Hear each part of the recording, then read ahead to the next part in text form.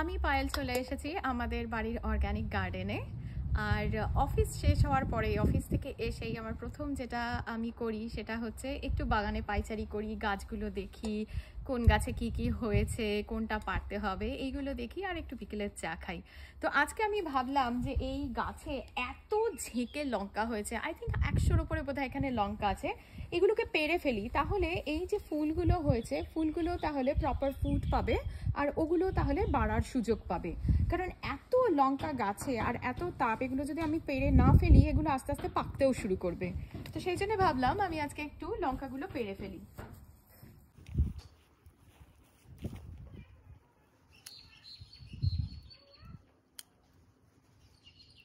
দেখো একবার, একটা গাছে বোধহয় 30টা করে লঙ্কা ঝুলছে।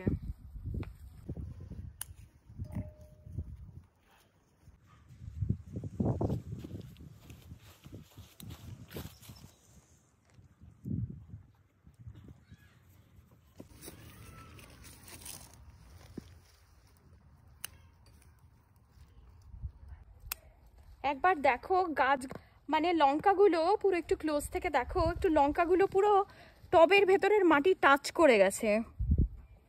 দেখো একবার কি বিশাল লঙ্কা, দেখো।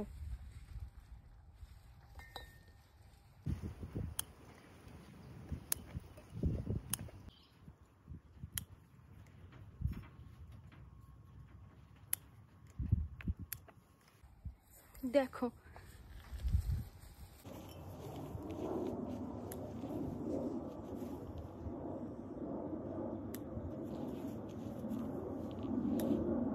এই দুটো লঙ্কা গাছ হলো আমাদের বাড়ির সব থেকে পুরনো দুটো লঙ্কা গাছ। মানে আমাদের যখন বাড়ি হয়েছে তখন এই লঙ্কা গাছগুলো কেনা হয়েছিল, 5টা কেনা হয়েছিল একসাথে, তার মধ্যে 2টো সারভাইভ করতে পেরেছিল।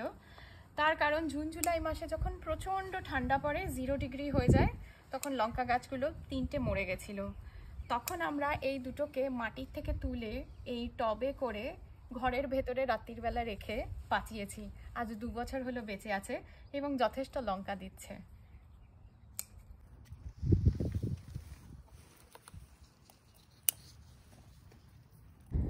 একবার দেখো আজকে আমার লঙ্কার কালেকশন। তাও আমি 25% গাছে রেখে দিয়েছি, কারণ ওগুলো মিডিয়াম সাইজের হয়ে আছে, এখন একটুখানি বাড়বে। আর এর মাঝে 90%ই আমি বক্সের ভেতরে করে ডিপ ফ্রিজে করে দেবো, যাতে বহুদিন পর্যন্ত এগুলো চলে।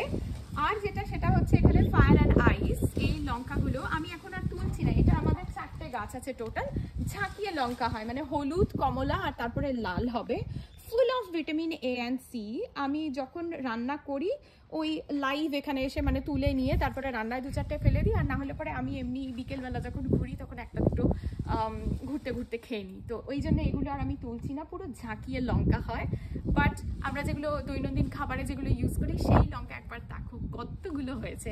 আর কি যে ভালো লাগে, মানে নিজের হাতে তুলতে, নিজের গাছ কিভাবে বাঁচানো হয়েছে, কিভাবে এগুলোকে রোপণ করা হয়েছে। আর স্পেশালি জুন জুলাই মাসে এত ঠান্ডা হয়, তখন 90% গাছ মরে যায়, কিন্তু তারপরেও তাকে সারভাইভ করিয়ে কিভাবে বাঁচানো হয়েছে, সেখান থেকে এত ফলন, কি যে ভালো লাগে কি বলবো।